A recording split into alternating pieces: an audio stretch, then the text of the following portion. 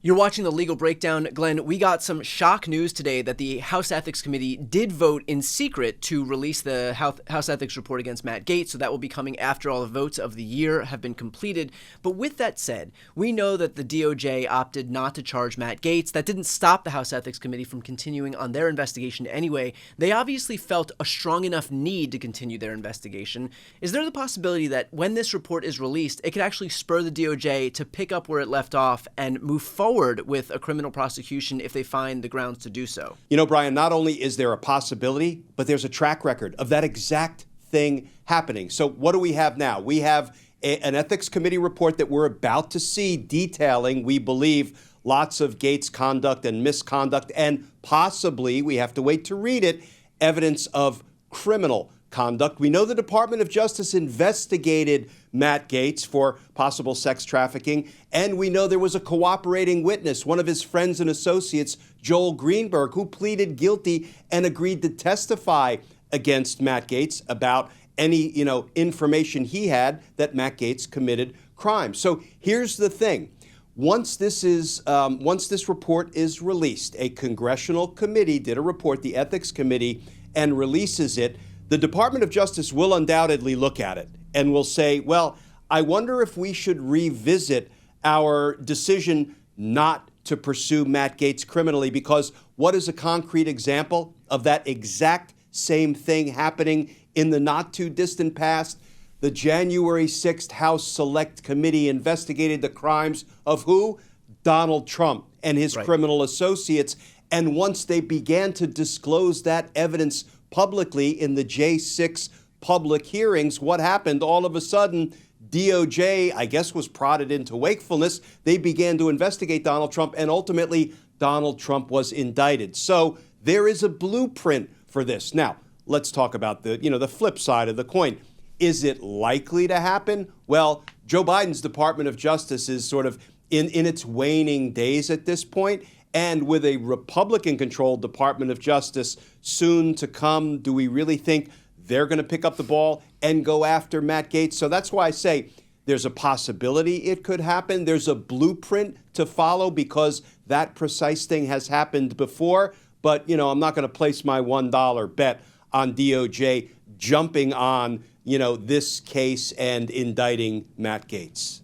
Well, I was also going to say, okay, well, knowing full well that we have the Trump administration coming in and that Trump's DOJ, which was almost led by Matt Gaetz himself, isn't likely to prosecute or investigate even Matt Gaetz, we could always look to the states and see if the state of Florida would be willing to investigate Matt Gaetz. And with Ron DeSantis leading the state of Florida, it's unlikely that his prosecutors would actually open up an investigation into Matt Gaetz. So any way you cut it, whether it's at the state level or the federal level, it doesn't look like Matt Gaetz is going to be in any at risk of being the subject of an investigation. Would you agree with that? I would. And let me touch on two things that you just brought up. First of all, let's not forget that Donald Trump wanted Matt Gaetz to be his attorney general. We are about to see more when this Ethics Committee report is released of precisely what kind of a person Donald Trump wanted as his attorney general. Who was he prepared to inflict on the American people? Now, people will say, well, we've known who Matt Gaetz was for a very long time,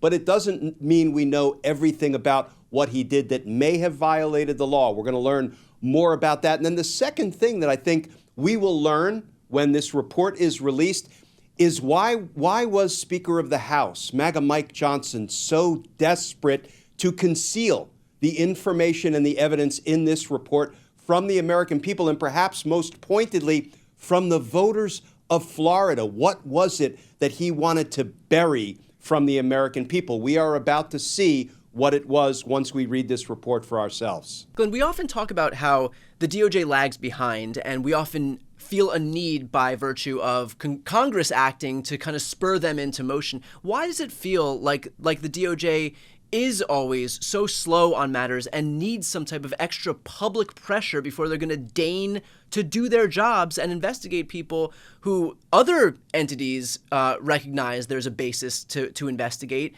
but yet we can't get the Department of Justice to kind of, I don't want to sound reductive here, but to get off their asses and do their jobs without needing a full-scale investigation by either the January 6th committee or the House Ethics Committee before they deign to wake up? Yeah, here's my take on that, Brian, as somebody who spent decades literally as a federal prosecutor inside the Department of Justice. First of all, inertia is a powerful force, and a body at rest tends to stay at rest. And goodness knows, I have seen with my own eyes the Department of Justice refusing to get off the damn dime and prosecute crime, particularly high government officials, the ruling class, the privileged class. I have seen them lag behind, not being all that enthusiastic about getting after those kind of folks. I don't know why, because they're powerful, but I do know it's because the Department of Justice hates to take really challenging, cutting-edge, politically charged cases if they're not sure winners, for fear of losing, for fear of criticism, that you're doing the political thing. So I think that is the tendency that I saw inside of the Department of Justice for decades, this sort of reluctance to take on difficult, challenging, politically charged cases, particularly against what I call the ruling class criminal, and I put in that category high government officials. But then the second thing is I really think Merrick Garland was the wrong man for the moment, because he thought, maybe if he declines to prosecute any of the Republicans, then the Republican Party will realize that we need to get back to law and order and facts and, actually pursuing cases without fear or favor. Yeah, well, how did that play out for us? Not particularly well. I guess the obvious question here is, do you think that we're going to see a change for the worse with somebody like Donald Trump, who's already pursuing litigation against someone like Ann Seltzer for the crime of publishing a poll that ended up being inaccurate? He's calling that election interference. It's a lawsuit that'll get laughed out of court. But again, the broader goal for him is to have a chilling effect on folks in the media, on pollsters, for anybody who could be perceived as his critics. But we've seen the way that he is willing to weaponize the legal system against his perceived enemies. And so do you think that we may very well see a culture change at the DOJ, which went from being too timid to now basically being overly enthusiastic, overly aggressive in terms of prosecuting people who Trump wants them to prosecute? We're going to see a change for the worse if Donald Trump follows through on his threats to prosecute the innocent. Because when he says, we got to go after Liz Cheney and Adam Kinzinger and Jack Smith, they were doing things in accordance with the law. And they were doing things in accordance with congressional procedures and investigation. For gosh sakes, even Lindsey Graham, of all people, when he was asked a couple of days ago if, Donald Trump should make good on his threats to imprison Liz Cheney, Lindsey Graham said, and I quote, "No." Who would have thought Lindsey Graham would be a point of light amidst the darkness? But I'm sure it's temporary and passing. But yeah, I do think things will potentially get a whole lot worse because Donald Trump wants to prosecute the innocent, wants to vindictively go after people who he perceives as his political opponents, his foes. The good news is, and this is a legitimate point of light, Brian, I absolutely believe the federal court trial judges in Washington, D.C., will hold fast, will be a bulwark, and will absolutely not allow vindictive prosecutions to proceed through the courts. Indeed, I expect them to at least rhetorically cram them down the throat of the Trump administration if Donald Trump makes good on his promise to prosecute the innocent. And finally, I want to finish off with this. This is a tweet that Matt Gaetz published in the immediate aftermath of the news coming out that the House Ethics Committee had quietly voted to release this report. So I'm going to put this tweet right here on this screen. Someone suggested the following plan to me: show up on January 3rd, 2025 to Congress, participate in speaker election. I was elected to the 119th Congress after all. Take the oath, file a privilege motion to expose every Me Too settlement paid using public funds, even of former members, resign and start my OANN program at 9 o'clock Eastern on January 6th, 2025.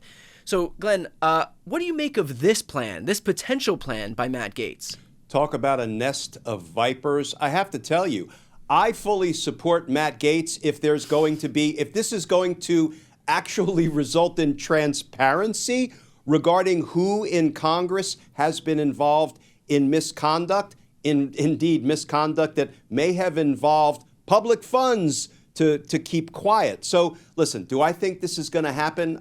Maybe, maybe not. But this is what happens when you have that nest of vipers in Congress that Matt Gaetz was a part of that's now being presided over by MAGA Mike Johnson. I think, I'm not going to say the enemy of my enemy is my friend, but anybody, even if they are a wrongdoer themselves, who's willing to help expose even more crime, corruption, abuse of public servants, people that, the constituents back home voted for to send to Washington to do their honest work, I am all for exposing it, rooting it out, and maybe, Brian, I know this is going to sound Pollyanna, we can actually see a renaissance of ethics in government in the future.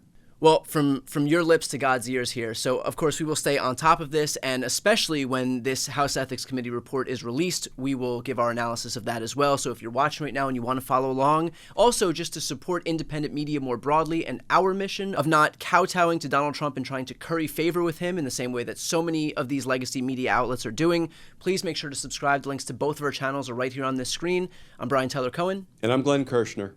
You're watching The Legal Breakdown.